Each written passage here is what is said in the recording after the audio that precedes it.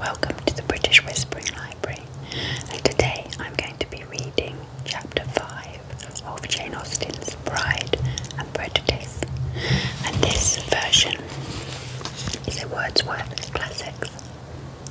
Okay, so if you're sitting comfortably, I will begin.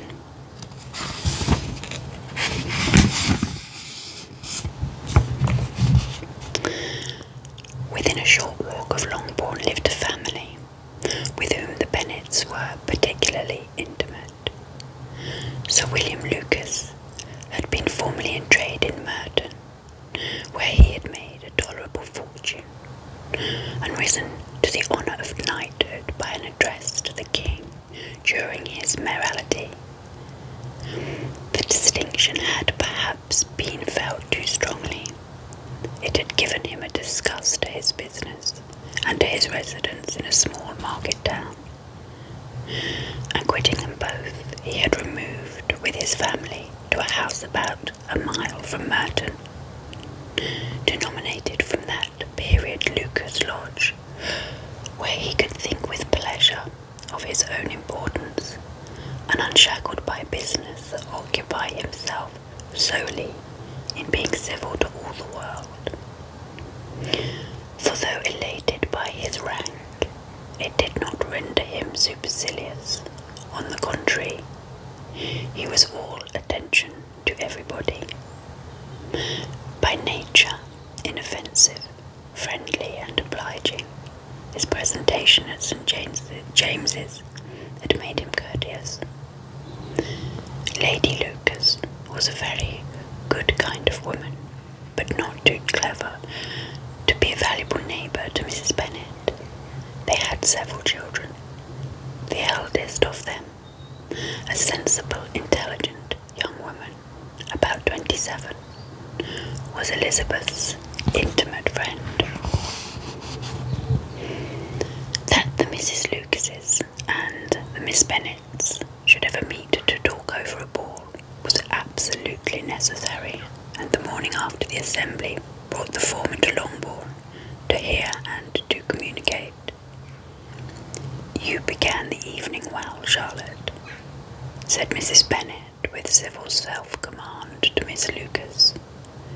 "You were Mr. Bingley's first choice." "Yes, but he seemed to like his second better." "Oh, you mean Jane, I suppose, because he danced with her twice." "To be sure, that he did seem as if he admired her. Indeed, I rather believed he did. I heard something about it, and I hardly know what. Something about Mr. Robinson." "Perhaps you mean what I overheard between him and Mr. Robinson. Did not I mention it to you?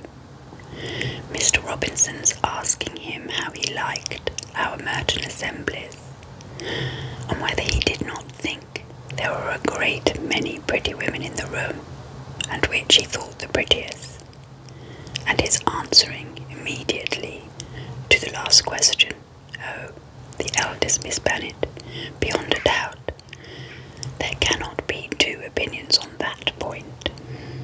Upon my word. Well, that was very decided indeed. That does seem as if, but however, it may all come to nothing, you know."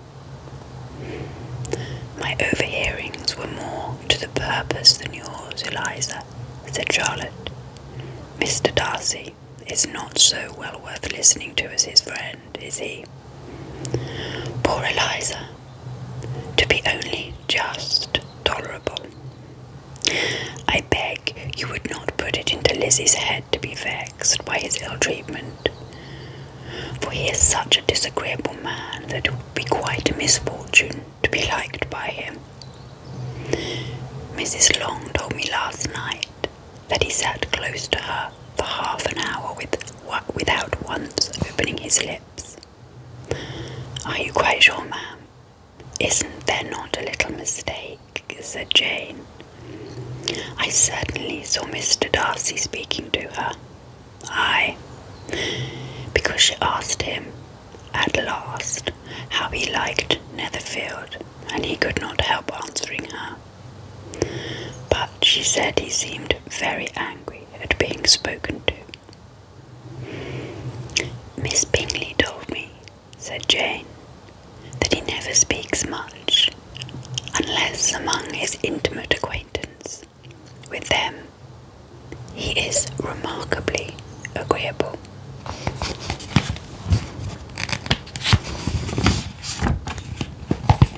It's a nice little picture I'm going to show you.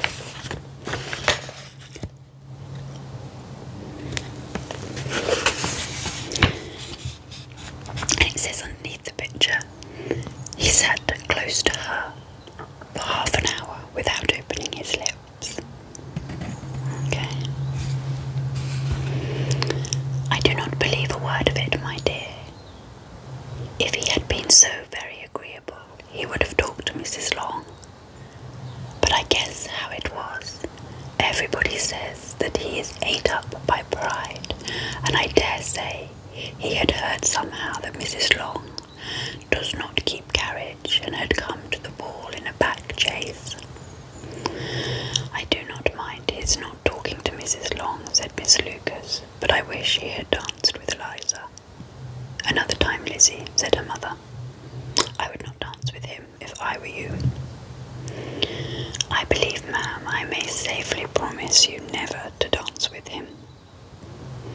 "His pride," said Miss Lucas, "does not offend me so much as pride often does, because there is an excuse for it. One cannot wonder that so very fine a young man with family fortune, everything in his favour, should think highly of himself. If I may so express it, he has a right to be proud." "That is very true," replied Elizabeth. "I could easily forgive his pride, if he had not mortified mine." "Pride," observed Mary, who piqued herself upon the solidarity of her reflections, "is a very common failing, I believe. By all that I have ever read, I am convinced that it is very common indeed, that human nature is particularly prone to it, and that there are very few of us who do not cherish a feeling of self-complacency on the score of some quality or other, real or imaginary. Vanity and pride are different things, though the words are often used anonymously. A person may be proud without being vain. Pride relates more to our opinion of ourselves.